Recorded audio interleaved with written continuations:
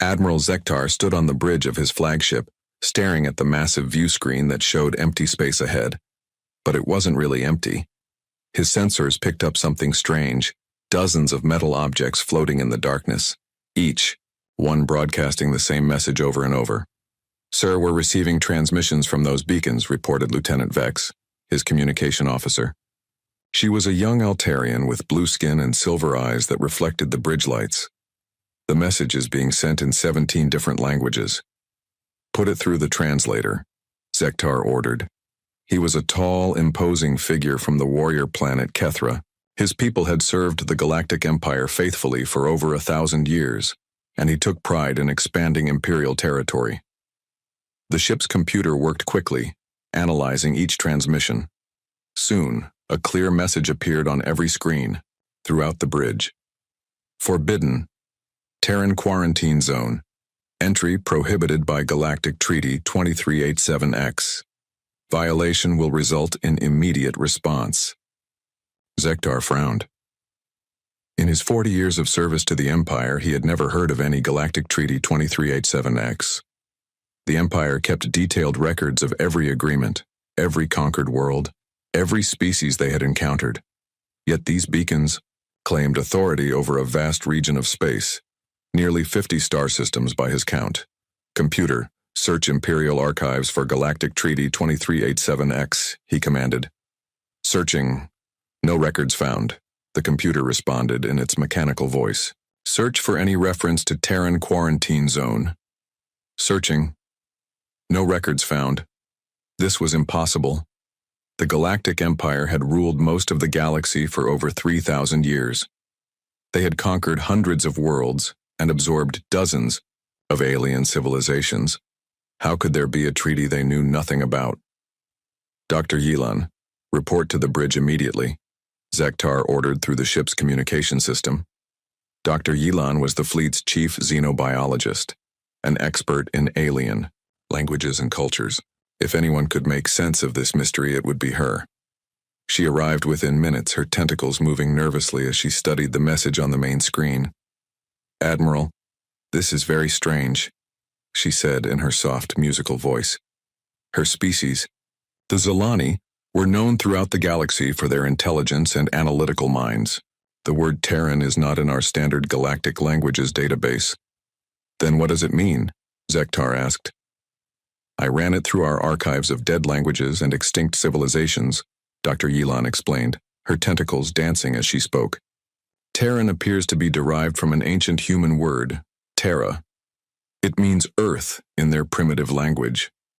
Zektar's eyes widened. "Humans? But humans went extinct centuries ago." "According to our records, yes," Dr. Yelan confirmed. "They were a small, aggressive species that barely achieved faster than light travel before destroying themselves in a civil war. Their homeworld was obliterated in the conflict. There should be no trace of them left in the galaxy." The Admiral walked closer to the view screen, studying the ancient beacons. They looked old, very old. The metal was covered in strange markings that could have been there for thousands of years. But they were still functional, still broadcasting their warning message. "How old do you estimate these beacons to be?" he asked. Dr. Yelan consulted her scanner. "The metal composition suggests they've been here for at least 2,000 years, possibly longer. But Admiral, that's impossible." "Why?" "Because our records show that humans only achieved spaceflight about 800 years ago. They couldn't have built these beacons before they even left their planet." Zektar felt a chill run down his spine. Something was very wrong here. Either the Imperial records were incomplete or someone had been deliberately hiding information about this region of space. "Lieutenant Vex, send a message to Imperial Command," he ordered. "Tell them we've discovered an unmarked quarantine zone, with no corresponding records in our archives. Request immediate clarification." "Yes, sir," Vex replied, her fingers dancing over her control panel. While they waited for a response, Zektar studied the tactical display. The beacons formed a perfect perimeter around the 50 star systems, creating a barrier that no ship could cross without receiving their warning. Beyond the beacons, his long-range sensors detected something even more puzzling. "Sir, called out Ensign Torres from the sensor station. I'm picking up artificial structures in several of the star systems beyond the barrier. What kind of structures? Large orbital stations, sir, and what appear to be massive shipyards. But they're not showing any energy signatures. They seem to be dormant. Zektar moved to the sensor station and looked at the readings himself. The structures were enormous, some of them larger than entire Imperial space stations. They orbited dead worlds in perfect formation, like sleeping giants, waiting to wake up. Any signs of life, he asked. Negative, sir. No energy readings, no communications, no movement, but the structures are definitely artificial. A soft chime indicated an incoming message from Imperial Command. Lieutenant Vex looked confused as she read the response. Sir, Command says they have no record of any quarantine zone in this sector. They're ordering us to investigate and report our findings. Zektar nodded slowly. The Empire never liked mysteries, especially ones that involved unknown technologies or potential threats. His orders were clear. Find out what was behind those beacons and claim it for the Empire. But something nagged at him. The beacons weren't just warnings. They were promises. Violation will result in immediate response, the message had said. Response from whom? From what? Dr. Yilan, is there anything else you can tell me about humans? He asked. The xenobiologist consulted her datapad. They were a relatively young species, Admiral. They had only been exploring space for a few hundred years before their extinction. But what made them unusual was their adaptability. Humans could survive in almost any environment and learn new technologies very quickly. Were they dangerous? All species can be dangerous under the right circumstances, Dr. Yilan replied carefully. But humans had a reputation for being intense. They formed strong emotional bonds with their own kind, but they could also be remarkably violent when threatened. Their civil war was particularly brutal. Zektar studied the beacons again. If humans had built these warnings, what were they trying to keep out? Or more importantly, what were they trying to keep in? Admiral, Lieutenant Vex interrupted his thoughts. We're receiving another transmission. From Imperial Command?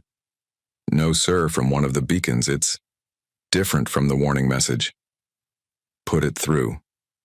This time the message was shorter and more direct. Imperial vessel, you have lingered at the boundary for 4.7 hours. State your intentions or withdraw immediately. The bridge fell silent. The beacons weren't just playing recorded messages. Something was actively monitoring their presence. Sir, whispered Ensign Torres, the beacon that sent the message just activated some kind of scanning array. It's reading our ship's specifications. Zektar felt his warrior instincts kick in. Whatever was behind those beacons knew they were there and was studying them. In his experience, that usually meant trouble. All ships yellow alert, he ordered. Raise shields and prepare weapons, but do not target the beacons unless I give the order. Around him, the bridge crew snapped into action. Warning lights bathed everything in a soft yellow glow as the fleet prepared for potential conflict. Admiral, Dr. Yilan said quietly, perhaps we should consider withdrawing and reporting to command.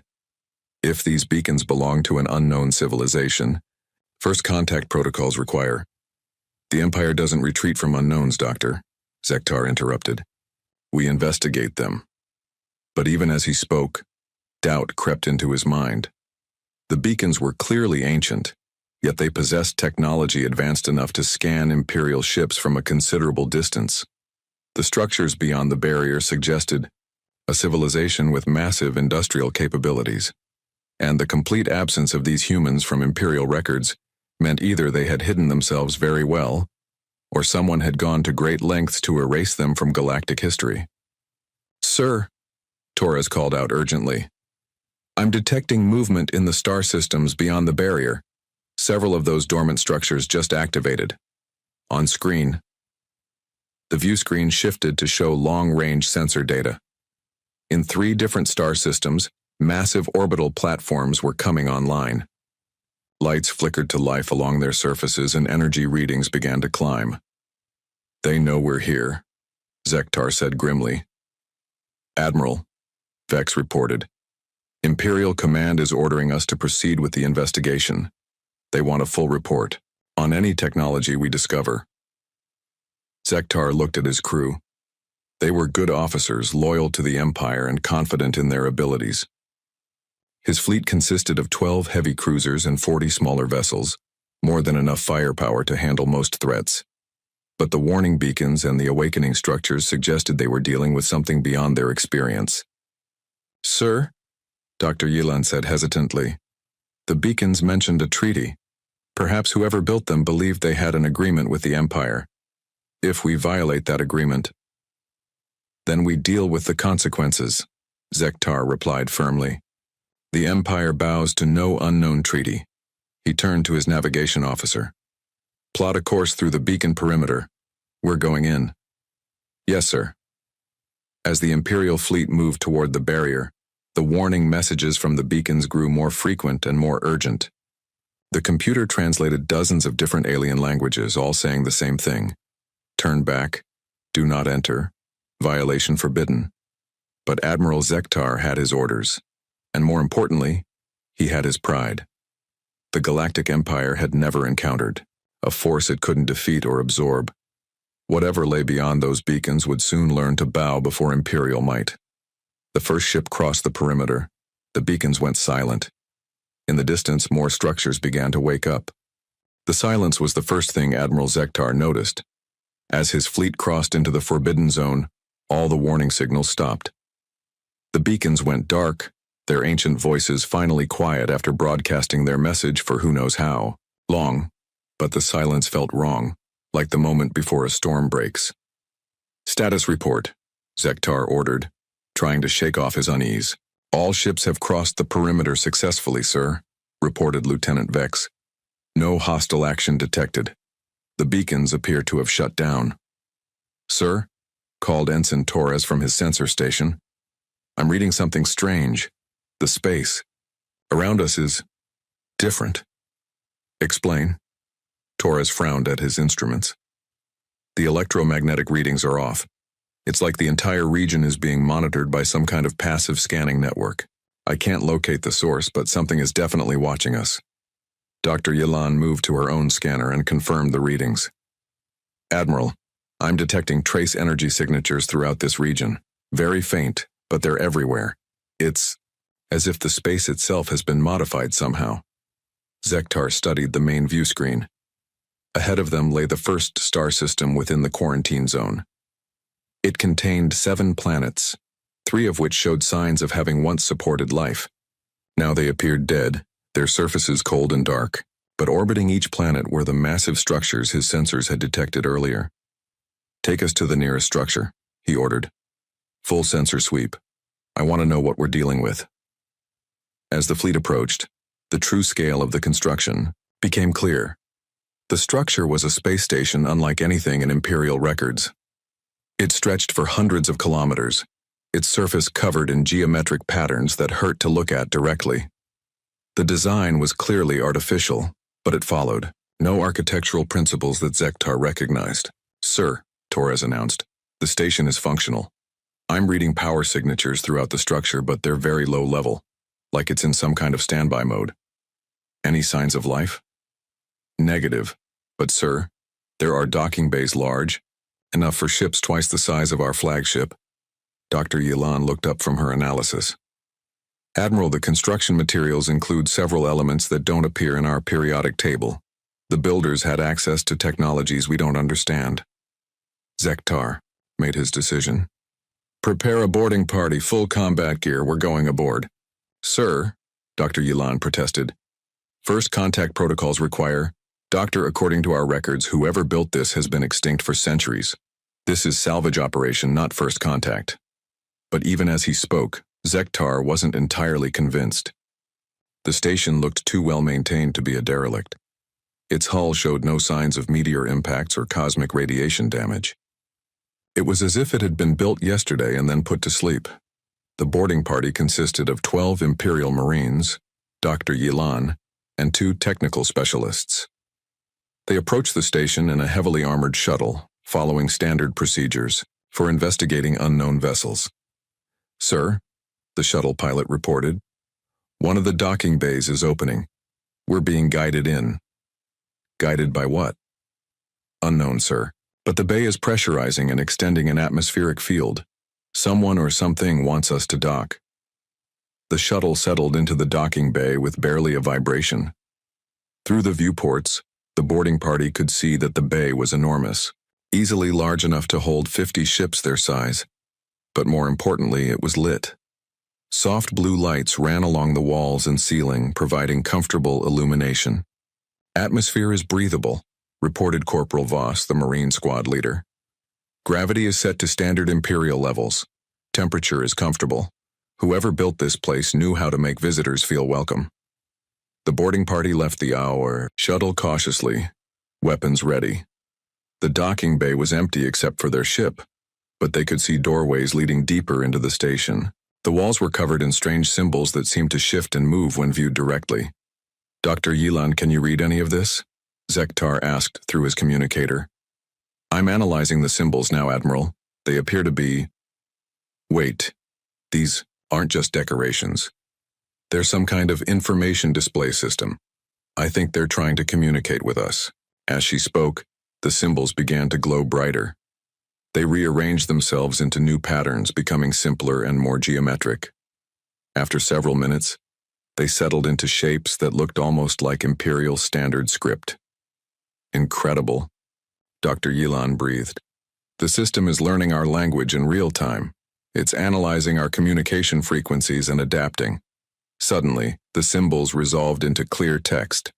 Welcome to Sanctuary Station Alpha 7. Please proceed to Central. Chamber for orientation.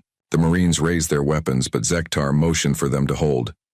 Someone or something is talking to us. Stay alert, but don't fire unless threatened. The boarding party moved deeper into the station, following illuminated pathways that led through corridors wide enough for vehicles. The architecture was beautiful in its simplicity, clean lines, efficient use of space, and a sense of organic flow that made the station feel alive. They encountered no other beings, but the station clearly knew they were there. Doors opened as they approached, lights brightened to guide their path, and the temperature adjusted to keep them comfortable. It was like being welcomed by a gracious but invisible host. The central chamber was a vast spherical room with walkways, extending from multiple levels. At the center, a raised platform held what appeared to be a communication array. As the boarding party entered, the array activated with a soft hum. Light began to gather above the platform, forming the shape of a human woman. She appeared to be middle-aged, with short gray hair and wearing a simple uniform unlike anything in Imperial records. When the hologram solidified, she looked directly at Admiral Zektar and smiled. "Admiral," she said in perfect Imperial standard, "I am Warden Sarah Chen, Guardian of the Terran Preserve. You have violated the Sanctuary Accord by entering this space. Please explain your presence here."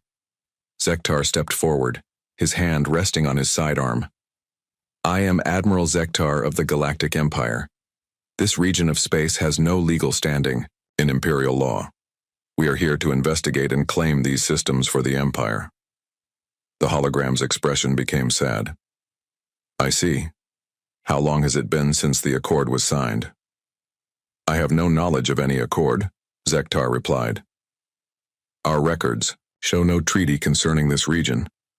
"Of course they don't," Sarah Chen said softly. "That was part of the agreement. We would remove ourselves from galactic politics completely. All records of our existence would be classified or destroyed. The galaxy would forget about humanity, and in return, we would never interfere in their affairs again." "Humanity went extinct centuries ago," Dr. Yilan interjected. "Our records clearly show." "Your records show what we wanted them to show," the warden interrupted gently. "Humanity didn't go extinct, Doctor. We chose exile. We removed ourselves from the galactic community because we recognized what we were becoming." "And what was that?" Zektar asked. The hologram was silent for a long moment, as if choosing her words carefully. "We were too good at war, Admiral. Too adaptable. Too dangerous. Every species we encountered either submitted to us or was destroyed by us. We were becoming the very thing we had always fought against, a galactic empire that conquered through superior force. That's exactly what the Galactic Empire is, Zektar pointed out. Yes, Sarah Chen agreed. And we saw what that path led to. We had a choice. Become the dominant species in the galaxy through conquest, or remove ourselves completely and let other species develop without our interference. We chose exile. Dr. Yilan stepped forward, her scientific curiosity overcoming her caution.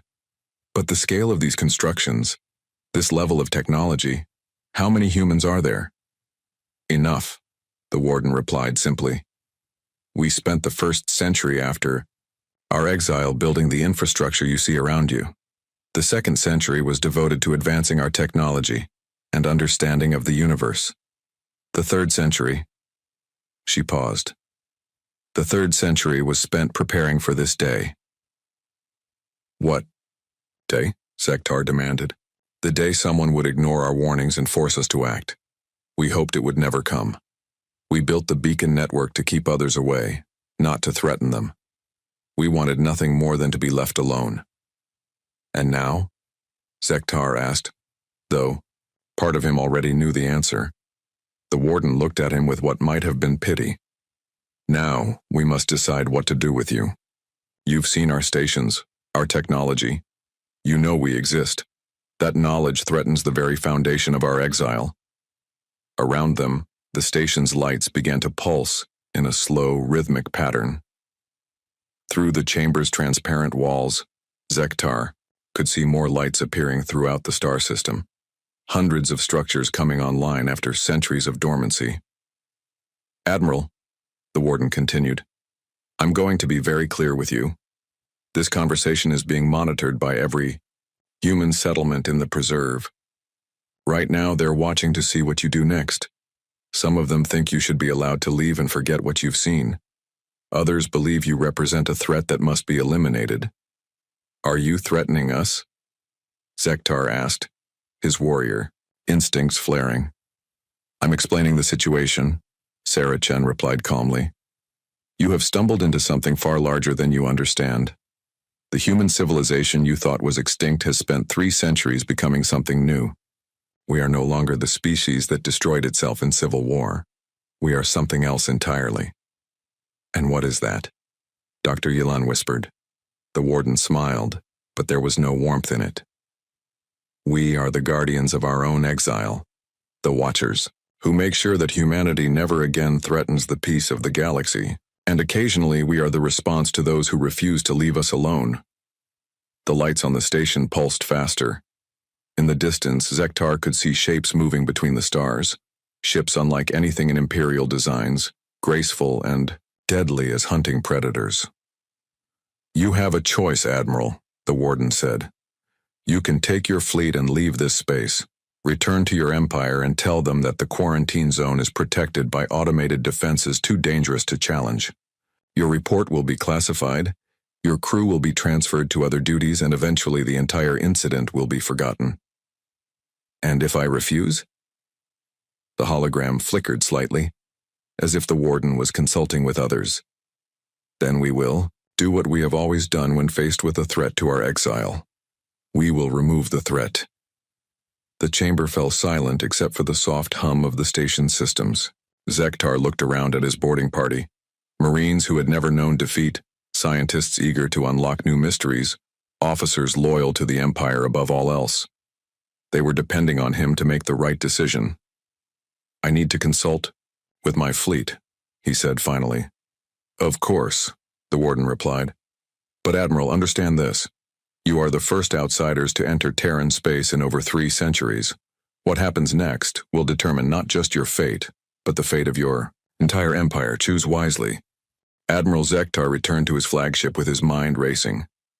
The boarding party had left Sanctuary Station without incident, but the warden's words echoed in his thoughts. As he stood in his private quarters, staring out at the vast space station that dwarfed his entire fleet, he tried to process what he had learned. Humans weren't extinct. They had chosen exile, hiding themselves away for 3 centuries while the galaxy forgot they existed. But why? And more importantly, What had they become during their isolation? A soft chime announced an incoming transmission. Lieutenant Vex's voice came through the comm system. Admiral, priority message from Imperial Command. Zektar straightened his uniform and walked to the bridge. The view screen showed the stern face of Grand Admiral Thexera, one of the Emperor's most trusted military leaders. Her species, the Vorthon, were known for their tactical brilliance and absolute loyalty to the Empire. Admiral Zektar, she began without preamble, your initial report has caused quite a stir at command. Unknown alien technology, hidden civilizations, and treaty violations. The Emperor is most interested in your findings. Yes, ma'am, Zektar replied carefully. You are ordered to continue your investigation and secure any advanced technology. For the Empire, a full battle fleet is being dispatched to your location. 10,000 ships under the personal command of Emperor Thaxion himself. Zektar felt his blood run cold. 10,000 ships meant the Empire was taking this threat seriously. It also meant that peaceful withdrawal was no longer an option. Ma'am, I should mention that the inhabitants of this region have expressed a desire for peaceful relations. They claim to have some kind of historical agreement. Admiral, Grand Admiral Thexera interrupted. The Empire recognizes no agreements made without Imperial approval. You will hold your position and wait for reinforcements. That is a direct order from the Emperor. The transmission ended, leaving Zektar alone with his doubts. He looked around the bridge at his crew, all of them eager to serve the Empire and expand its boundaries. They trusted him to lead them to victory, just as he had done in dozens of previous campaigns. But something felt different about this situation. The humans hadn't attacked when they had the chance. Instead, they had tried to negotiate to find a peaceful solution. That wasn't the behavior of a typical enemy. Sir, Torres called out from his sensor station. I'm detecting movement throughout the star system. Multiple large objects are changing position. On screen, the view screen showed a tactical display of the entire system. Dozens of structures that had appeared dormant were now moving, repositioning themselves into what looked like defensive formations. The graceful space stations were being joined by massive industrial platforms and what could only be warships. Dr. Hylan, Zektar called. Analysis. The xenobiologist studied the display with obvious fascination. Admiral, this is remarkable. They're not just moving randomly. They're forming a complex three-dimensional defensive grid. Each structure is positioned to provide overlapping fields of fire while maintaining optimal sensor coverage. How long would it take to build formations like that? Zektar asked. With Imperial technology? Months, maybe years, but they're doing it in hours. Their coordination is perfect, like they're all controlled by a single mind. Lieutenant Vex looked up from her communication station. Sir, we're receiving a transmission from the station we just visited. Put it through. The warden appeared on the main screen again, her expression more serious than before. Admiral, our sensors have detected a large military buildup in your home territory. It appears your empire is preparing for war. The empire doesn't make war on those who respect its authority, Zektar replied, though his words sounded hollow even to himself. I see. The warden paused as if consulting with others. Admiral, I want you to understand something. Humanity spent 3 centuries in exile, not just hiding from the galaxy, but preparing for the day when our isolation might be threatened. We hoped that day would never come. What do you mean preparing? Instead of answering directly, the warden gestured, and the view screen split to show multiple images. Zektar saw vast shipyards hidden inside asteroids, manufacturing facilities built into the cores of dead planets, and weapon platforms disguised as space debris. We didn't waste our exile, Admiral. Every year brought new advances in technology, new innovations in warfare, new ways to defend ourselves. We became very, very good at surviving. Dr. Yalan gasped as she analyzed the images. Admiral, some of those structures are enormous. That shipyard could build vessels larger than anything in the Imperial fleet. But we built more than ships, the warden continued. We built a new kind of human civilization, one dedicated to a single purpose, ensuring that humanity never again becomes a threat to galactic peace. By hiding away like cowards? Zektar challenged. The warden's expression hardened. By becoming something the galaxy has never seen before, a species that chose to limit its own power rather than abuse it. But make no mistake, Admiral, our restraint should not be confused with weakness. The view screen changed to show the edge of the Terran system. A small craft appeared from nowhere, moving at impossible speeds. It was sleek and graceful, unlike the bulky warships of the Imperial fleet. As they watched, it approached one of Zektar's outer patrol ships. "Attention, Imperial vessel," came a calm voice over the communication channel. "This is Captain Elena Vasquez of the Terran Defense Corps. You are ordered to withdraw from this system immediately. This is your final warning." The Imperial patrol ship, a heavily armed cruiser, responded by targeting the small human craft with its weapons. "Unknown vessel, you are vastly outnumbered. Surrender now or be destroyed." What happened next shocked everyone on Zektar's bridge. The human ship didn't dodge or flee. Instead, it seemed to absorb the Imperial cruiser's energy weapons fire, its hull glowing briefly before reflecting the energy back in a focused beam. The Imperial ship's shields failed instantly, and its weapon systems went offline. "How is that possible?" Torres whispered. The human ship transmitted one more message. "Imperial forces, you have now seen a demonstration of our defensive capabilities. Withdraw immediately or face the consequences." But the Imperial cruiser captain, either brave or foolish, fired again. This time, the human ship's response was different. A pulse of energy struck the Imperial vessel, and suddenly its engines failed. Life support systems flickered. The crew found themselves adrift in space, helpless but alive. "Admiral," the warden said softly, "our ship could have destroyed your patrol craft in seconds. Instead, we disabled it. That should tell you something about our intentions." Zektar stared at the tactical display. The disabled Imperial cruiser was already being approached by a human rescue vessel. Instead of capturing or destroying the crew, the humans were preparing to offer assistance. "You're not acting like enemies," he said slowly. "Because we're not your enemies, Admiral. We're trying to prevent a tragedy. When your Emperor arrives with his fleet, he'll be expecting to fight a typical alien species. But we're not typical. We're 3 centuries more advanced than when we left Galactic society. We've had time to perfect things that other species only dream about." "What things?" "Everything," the warden replied simply. "Weapons that can turn your own ships against you. Defensive systems that make us nearly impossible to destroy. Manufacturing capabilities that can replace our losses faster than you can inflict them. But most importantly, we've perfected the art of war itself." Dr. Yalan leaned forward. "What do you mean?" "We studied every conflict in human history, every battle ever fought by any species in the galaxy. We learned from every victory and every defeat. We became students of warfare in all its forms, not because we wanted to conquer, but because we wanted to be prepared to defend ourselves." The view screen showed more images. Human soldiers training in environments that replicated dozens of different worlds, scientists developing new technologies at an incredible pace, and massive computer systems analyzing tactical data from thousands of civilizations. "You built an entire culture around warfare?" Zektar asked, horrified and impressed at the same time. "We built an entire culture around survival," the warden corrected. "The difference is important. We don't want to conquer anyone. We don't want to rule anyone. We just want to be left alone. But if forced to fight, we will be very good at it." Around them, more human ships were appearing throughout the system. Not dozens or hundreds, but thousands.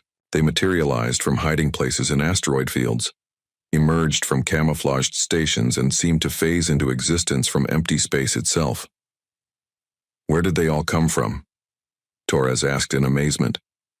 "They were always there," the warden explained. "Cloaked, hidden, waiting. We've had 3 centuries to perfect stealth technology. Most of our fleet has been watching your movements since you crossed our border." Zektar realized the true scope of what they were facing. This wasn't just a hidden colony or a forgotten outpost. This was an entire civilization that had spent 300 years preparing for exactly this moment.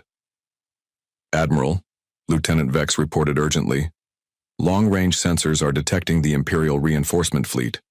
They'll be here in approximately 18 hours. The warden nodded sadly. We know.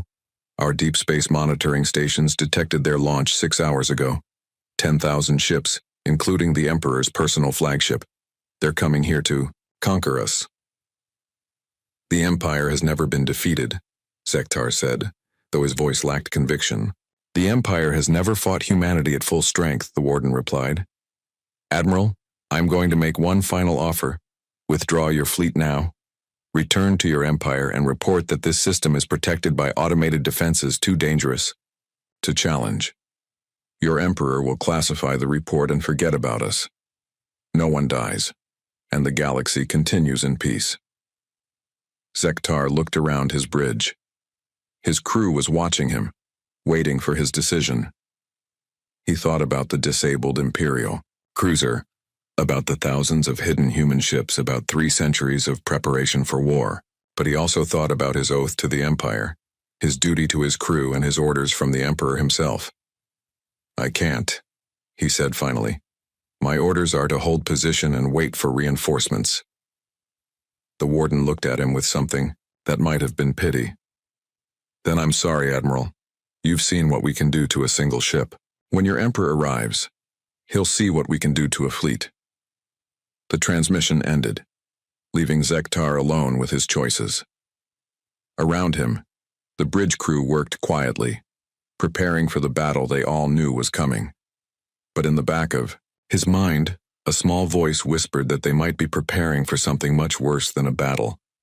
They might be preparing for a massacre. The Imperial reinforcement fleet arrived like a storm of metal and fire. 10,000 warships dropped out of hyperspace at the edge of the Terran system, their hulls gleaming in the light of the distant star. At their head was the Emperor's flagship, the Eternal Dominion, a massive dreadnought that could destroy entire worlds. Admiral Zektar watched the arrival from his bridge, feeling both relief and dread. Relief because he was no longer alone in facing the mysterious humans.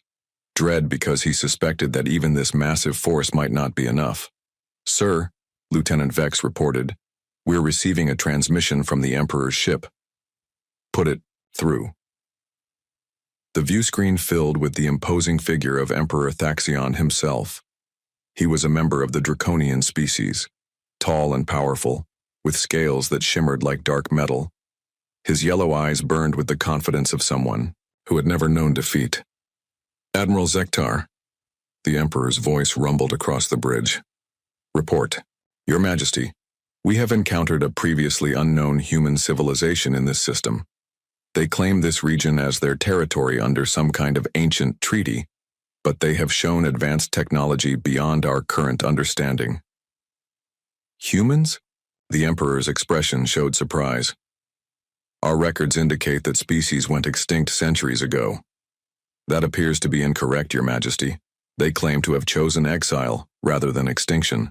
They've spent the last 3 centuries developing their technology and building defensive systems. Emperor Thaxion studied the tactical displays showing the human formations. How many ships are we facing? Unknown, sir. Their stealth capabilities are extremely advanced. We estimate several thousand vessels, but there could be more. Several thousand against 10,000 Imperial ships? The Emperor laughed, a sound like grinding stone. Admiral, you've been frightened by shadows. We'll sweep these humans aside like dust. But even as the Emperor spoke, his tactical officers were analyzing the sensor data. What they saw made them uneasy. The human ships moved with perfect coordination, their formations shifting like living things. More importantly, their technology readings were completely alien. Your Majesty, one of the tactical officers reported hesitantly, the enemy vessels are showing energy signatures we don't recognize. Their defensive systems appear to be unusual. Unusual how? They seem to be able to absorb and redirect energy, sir. When Admiral Zektar's patrol ship fired on one of their vessels, the energy was reflected back with increased intensity. The Emperor's confidence wavered slightly, but his pride remained intact. New technology can be overcome with superior numbers. Prepare the fleet for attack. But before he could give the order, a new contact appeared on their sensors. A single, Small ship was approaching the Imperial fleet, broadcasting a request for parley. Your Majesty, the communication officer reported, the incoming vessel is requesting permission to come aboard. They say they have a representative who wishes to speak with you directly. Emperor Thaxion considered this. In his long reign, many enemies had tried to negotiate when faced with the full might of the Imperial fleet. Usually, it was because they knew they couldn't win. Permission granted, but maintain full alert status. The human shuttle was unlike anything in Imperial designs. It moved with fluid grace, as if the laws of physics were merely suggestions. It docked with the Eternal Dominion without any difficulty, despite using technology completely different from Imperial systems. The representative who emerged from the shuttle was an elderly human male with gray hair and calm eyes. He wore simple clothing, not the elaborate uniforms favored by most galactic diplomats. 2 Imperial guards escorted him to the Emperor's throne room, where Thaxion waited surrounded by his most trusted advisors. Your Imperial Majesty, the human said with a respectful bow, I am Ambassador Marcus Webb of the Terran Preserve Council. I come to speak with you about preventing a tragedy. The only tragedy here, the Emperor replied, will be what happens to your people when they refuse to submit to Imperial authority. Marcus Webb looked around the throne room, taking in the displays of Imperial power and conquest. Banners from 100 conquered worlds hung from the walls, and the floor was made from rare metals taken from subjugated planets. Your Majesty, he said finally, may I ask how long the Galactic Empire has ruled? Over 3,000 years, Thaxion answered proudly. We have brought order and civilization to countless worlds. And in all that time, have you ever encountered a species that voluntarily removed itself from galactic politics rather than submit to your rule? The Emperor frowned. No species has ever been given that option. Exactly, Webb said softly. Every species you've encountered has either submitted or been destroyed. But humanity chose a third path. We recognized what we were becoming and chose to exile ourselves rather than compete with you for galactic dominance. And now you think, to challenge us from your hiding place? We don't want to challenge you, Your Majesty. We want to continue our exile in peace. But if you force us to defend ourselves, you should understand what that means. Emperor Thaxion leaned forward on his throne. Enlighten me. Webb gestured, and a holographic display appeared between them. It showed star charts, technical specifications, and battle analyses that made the Imperial advisors gasp in surprise. For 3 centuries, humanity has studied war, Webb explained. Not because we love it, but because we feared this day might come. We've analyzed every conflict in galactic history, including your own campaigns. We've learned from your victories and your defeats. Impossible, one of the Imperial generals protested. Our military records are classified. Nothing is classified. From someone who has 300 years to work on the problem, Webb replied. We've infiltrated your networks, studied your tactics, analyzed your technology. We know how your ships are built, how your commanders think, how your empire operates. The holographic display shifted to show detailed schematics of Imperial warships, complete with structural weak points and tactical vulnerabilities. The Emperor's advisors recognized their own classified designs. This is espionage of the highest order, the Emperor growled. This is survival, Webb corrected. We needed to understand our potential enemies in order to defend against them. But, Your Majesty, knowledge works both ways. Just as we learned about you, we learned about ourselves. What do you mean? Webb's expression grew sad. We learned that humans are very, very good at war, perhaps too good. In our exile, we've had time to perfect abilities that we once used to destroy each other. We've become something that no species in the galaxy has ever faced. And what is that? The Emperor asked, though part of him already dreaded the answer.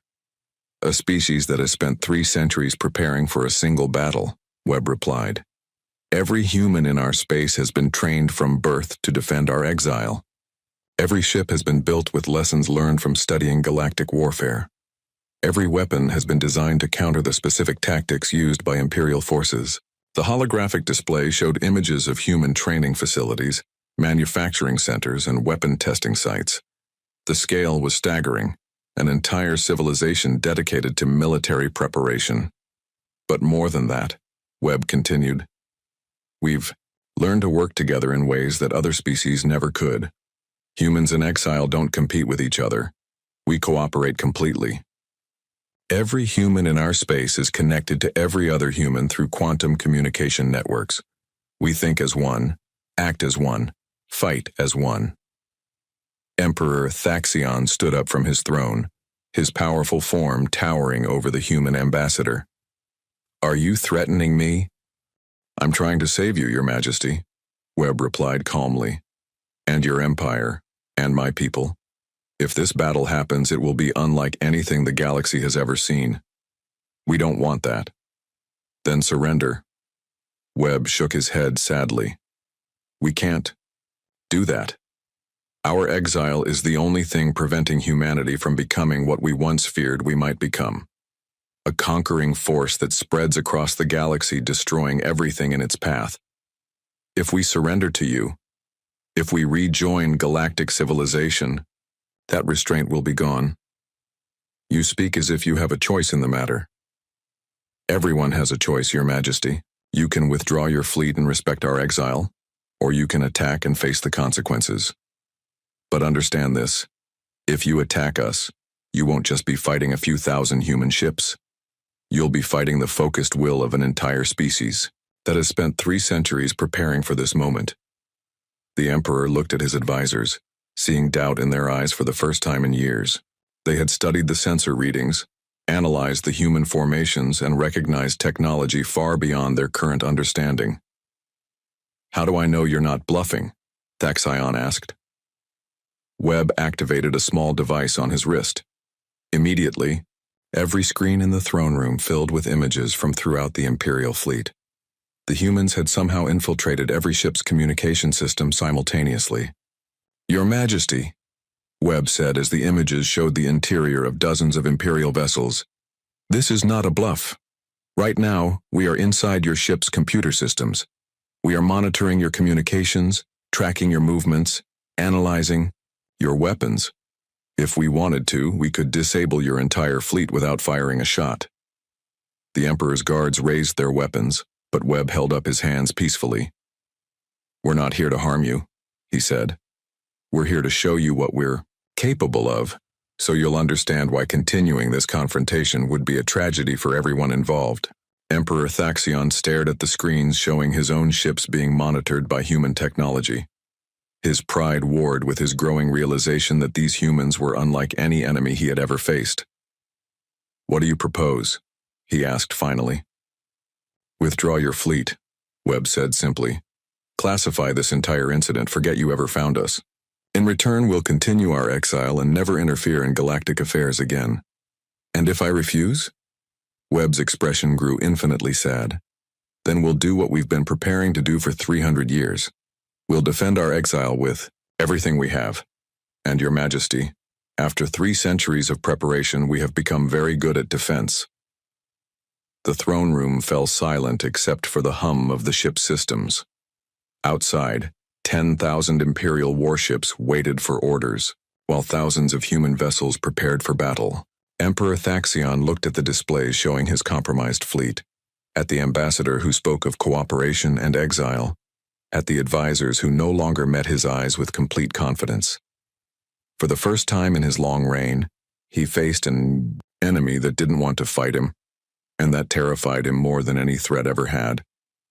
Emperor Thaxion stared at Ambassador Webb for a long moment, his yellow eyes burning with the fury of a ruler who had never been challenged. The throne room was silent except for the soft hum of ship systems and the barely contained breathing of his advisors. No, he said finally, his voice echoing off the metal walls. The Galactic Empire does not retreat. We do not negotiate with unknowns. And we certainly do not bow to the demands of a species that should have remained extinct. Webb's shoulders sagged slightly as if he had expected this answer but hoped it wouldn't come. Your Majesty, please reconsider. What happens next cannot be undone. What happens next? the Emperor declared, rising from his throne, is that your people learn what it means to defy Imperial might. Guards escort this ambassador back to his ship, then prepare the fleet for immediate attack. As Webb was led away, he activated his wrist device one final time. Throughout the Imperial fleet, every communication system briefly displayed the same message. Sanctuary protocol terminated. Threat level, extinction event. Authorization, full release. Admiral Zektar, watching from his own bridge, felt a chill run down his spine as he read those words. Around him, his crew prepared for battle with the confidence of soldiers who had never known defeat. But Zektar remembered the Warden's warnings, the disabled patrol ship, and the ambassador's sad certainty. Sir, Lieutenant Vex reported. The Emperor is ordering all ships to attack formation. We're to begin bombardment of the nearest human installations. Acknowledged, Zektar replied, though his heart wasn't in it. Across the Terran system, the human response was immediate and coordinated. The scattered formations of ships suddenly moved with perfect synchronization, like a single organism responding to danger. Defensive platforms that had seemed dormant blazed to life with energy signatures that made Imperial sensors scream warnings. All ships, came the Emperor's voice across the fleet communication system. Attack at will, show these humans the price of defying the Empire. The first wave of Imperial ships, over 1,000 heavy cruisers, launched their attack. Energy beams and missile barrages filled the space between the two fleets with deadly light. It was a display of firepower that had destroyed entire civilizations. But the human ships didn't respond the way enemies were supposed to. They didn't scatter or try to dodge. Instead, they seemed to absorb the incoming fire, their hulls glowing briefly before redirecting the energy back at the Imperial fleet, with devastating accuracy. What the hell? Torres gasped from his sensor station as he watched Imperial ships being struck by their own weapons fire. The reflected attacks were surgical in their precision. Instead of destroying the Imperial vessels, they targeted specific systems, weapons, engines, life support. Within minutes, hundreds of Imperial ships found themselves drifting helplessly in space, their crews alive, but their ships disabled. Con. Wave advance, the Emperor ordered, refusing to believe what his sensors were telling him. But the second wave fared no better. The human ships moved with impossible grace, seeming to phase in and out of normal space. They appeared behind Imperial formations, struck with weapons that bypassed shields entirely, then vanished before return fire could reach them. And then the truly horrifying part began. Some of the disabled Imperial ships suddenly came back online, but they weren't under Imperial control anymore. Sir, Torres called out in panic, the disabled ships are targeting us. Their systems have been compromised. Admiral Zektar watched in horror as Imperial vessels turned their weapons on their own fleetmates. But even worse, he could hear the communications between the compromised ships. The crews weren't being harmed. They were being forced to watch as their own ships fired on their allies. This is impossible, one of his tactical officers whispered. How are they controlling our ships?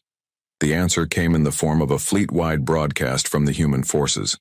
Ambassador Webb's face appeared on every screen in the Imperial fleet, but his expression was no longer sad.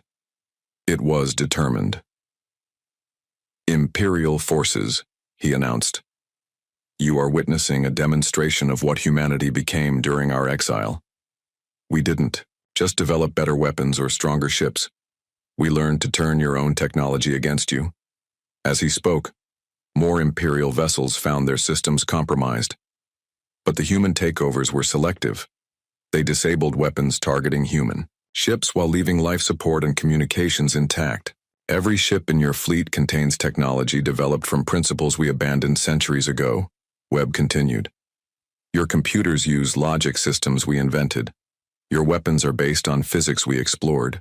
Your communications networks follow protocols we established. We didn't just learn about your technology, we built the foundations it rests on. Emperor Thaxion's voice crackled across the fleet channels. All ships fall back to Formation 7. Prepare for coordinated assault. But as the Imperial ships tried to regroup, they discovered that their coordination was being disrupted. Orders were being intercepted and modified. Navigation systems were providing false readings.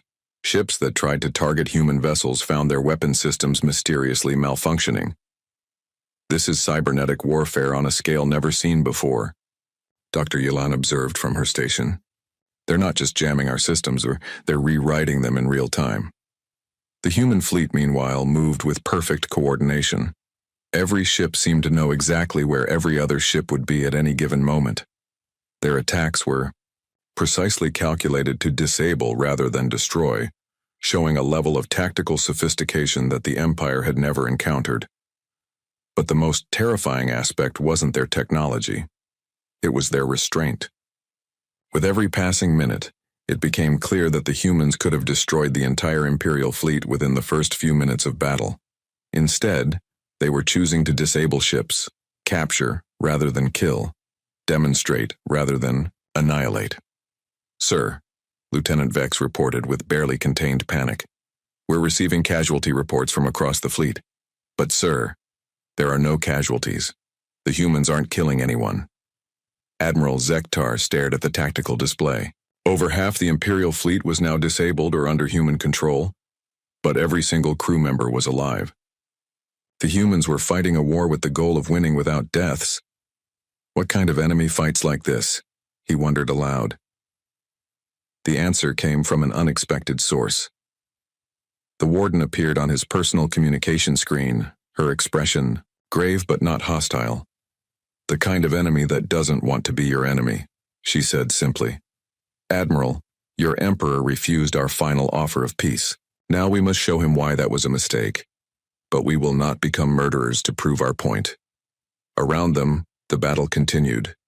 If it could even be called a battle. The Imperial fleet was being systematically dismantled by an enemy that seemed to know their every move before they made it. Ships found themselves trapped in tractor beams they couldn't see, struck by weapons they couldn't track, controlled by systems they couldn't understand. "How?" Zektar asked. "How are you doing?" "This? 300 years of preparation," the warden replied. 300 years of every human mind focused on a single goal, defending our exile. We studied every aspect of warfare, every possible scenario, every conceivable enemy. We became something the galaxy has never seen, a species that treats war as a science to be perfected. On the main tactical display, Emperor Thaxion's flagship found itself surrounded by human vessels. But instead of attacking, they simply waited. The message was clear. The Emperor's life was in their hands and they were choosing to spare it. "Your Emperor has a choice," the warden continued. "He can continue this hopeless battle and watch his entire fleet be captured without firing an effective shot. Or he can accept that some things are more powerful than Imperial pride." As if summoned by her words, Ambassador Webb appeared again on the fleet-wide communication system. But this time, he was standing on the bridge of the Emperor's own flagship. "Your Majesty," Webb said, speaking directly to Thaxion, "your ship's defenses have been bypassed, your crew is unharmed, and your personal guards are wondering why their weapons won't function. I'm standing on your bridge to demonstrate that. We could have killed you at any point during this engagement. We chose not to." The Emperor, surrounded by human soldiers who had somehow materialized on his most secure ship, looked older than his years. "What do you want?" "The same thing we've always wanted," Webb replied. "To be left alone.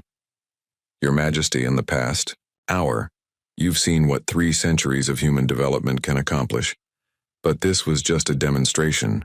We held back because we don't want to hurt anyone. You've humiliated the greatest fleet in galactic history," Thaxion said bitterly. "We've shown you why our exile was necessary," Webb corrected. "Humanity didn't go into hiding because we were weak. We went into hiding because we were too strong. What you've seen today is what we become when forced to defend ourselves. Imagine what we might become if we decided to expand into the galaxy again." The Emperor looked around his bridge at the human soldiers who had appeared like ghosts. They carried weapons he didn't recognize, wore armor that seemed to bend light around it, and moved with the precision of a perfectly coordinated military unit. "You're not like other species," he said slowly. "No, Your Majesty, we're not. We're the species that chose to limit our own power rather than abuse it. But that choice only works if others respect our exile. Throughout the Imperial fleet, disabled, ships were being returned to Imperial control, their systems restored but their weapons permanently disabled. Human medical ships were already moving among the damaged vessels, offering aid to injured Imperial crews. "What happens now?" Emperor Thaxion asked. Webb smiled sadly. "Now you go home. You classify this entire incident. You add your own warnings to our beacon network. You tell the galaxy that this region of space is protected by automated defenses too dangerous to challenge. And you forget you ever met us. And if I refuse? Then we'll have to find a more permanent solution to the problem of Imperial expansion," Webb said simply. "Your Majesty, you've seen what we can do when we hold back. Don't force us to show you what we can do when we don't." The Emperor was quiet for a long moment, surrounded by enemies who had defeated his fleet without killing a single crew member. Finally, he nodded slowly. "Very well. But this isn't over." "Yes, Your Majesty," Webb said gently. "It is. Because now you understand what we really are. And you understand why the galaxy is safer with us in exile." Hours later, the Imperial fleet limped away from Terran space, their pride shattered but their lives intact. Behind them, the human ships faded back into the darkness, becoming invisible once again. Admiral Zektar, standing on his bridge and watching the ancient warning beacons reactivate, finally understood their message. They weren't threats, they were protection. Protection for the galaxy from a species that had become too dangerous to be free. The warning beacons resumed their eternal broadcast, but now they were joined by new signals from Imperial frequencies. "Forbidden, Terran quarantine zone. Enter at your own peril. Some doors should never be opened." In the years that followed, the galaxy changed. The knowledge that humanity watched from the shadows tempered conflicts between species. Wars became rarer, negotiations more common. The great powers learned to settle their differences peacefully, knowing that somewhere, in the dark, patient guardians waited to intervene if civilization threatened to destroy itself. And in Terran space, humanity returned to its voluntary exile, forever vigilant, forever ready, forever hoping that the galaxy would learn to be better than they themselves once were. The quarantine held, and the galaxy was safer for it.